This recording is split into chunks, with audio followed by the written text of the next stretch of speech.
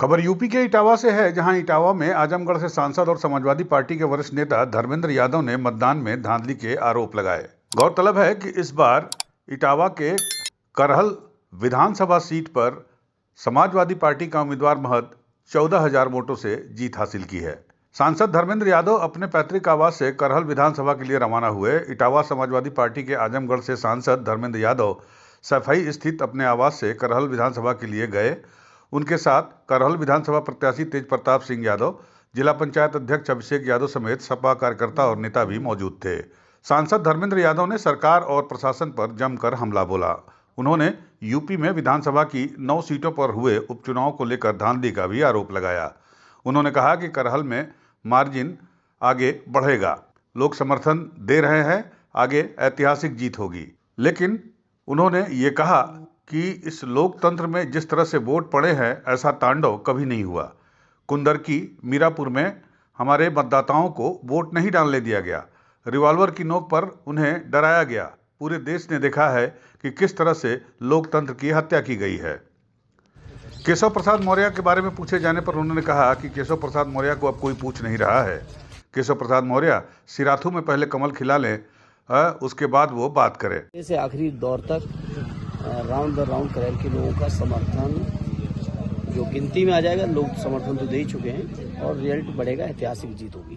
9 सीटों पर काउंटिंग शुरू हो गई है, कितनी सीटें आप देख रहे हैं? मुझे लग रहा है कि कम से कम 5 सीटें जीतनी चाहिए समाजवादी पार्टी को। और जिस तरह के रुझान भी आ रहे हैं, हमारी कटहरी भी आगे चल रही है, फूलपुर भी लगभग आगे है, कानपुर की सीट सबसे आगे चल रही है, सीसा मऊ की। तो मुझे लग रहा है 5 सीटों से ज़्यादा समाजवादी पार्टी जीतेगी और जीते तो हम 9 की 9 9 की 9 जीतते। जो तांडव देखा है पूरे देश ने, ऐसा तांडव शायद जब से लोकतंत्र शुरू हुआ है, वोट पड़ रहे हैं, कभी नहीं हुआ हुआ ऐसा तांडव।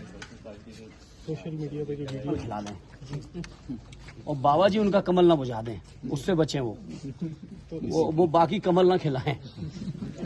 चुनाव के बाद क्या उससे रातों कमल खिला पाए जी?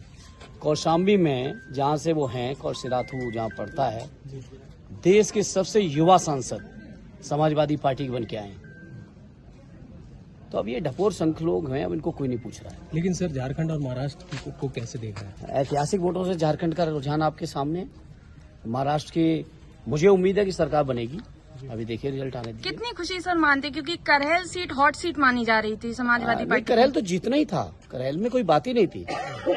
करहल तो आप ही लोग मीडिया के लोग संघर्ष बताते हो, हर चुनाव से पहले संघर्ष कराते हो, और बीजेपी के लोगों के वही घिसे पिटे बयान हर चुनाव से पहले आते हैं। इस बार भी आए और रिजल्ट आज फिर सामने। उधर करहल से समाजवादी पार्टी के उम्मीदवार तेज प्रताप यादव ने इटावा में पैतृक मंदिर में जाकर पूजा की और ईश्वर का आशीर्वाद लिया। पूजा अर्चना के बाद प्रत्याशी मैनपुरी मतगणना स्थल के लिए भी रवाना हुए। उन्होंने मीडिया के सवालों का जवाब देते हुए शासन के खिलाफ जमकर हमला बोला। गौरतलब है कि कल यूपी के 9 विधानसभा उपचुनाव की सीटों का मतगणना हुई, जिसमें बीजेपी और एनडीए ने 7 सीटें हासिल की है, जबकि समाजवादी पार्टी ने 2 सीटें हासिल की है। मैनपुरी सीट की करहल विधानसभा सीट पर समाजवादी पार्टी की ओर से सफाई परिवार के सदस्य तेज प्रताप चुनाव मैदान में थे और उन्होंने जीत हासिल की, लेकिन उनकी जीत का अंतर महज 14,000 था।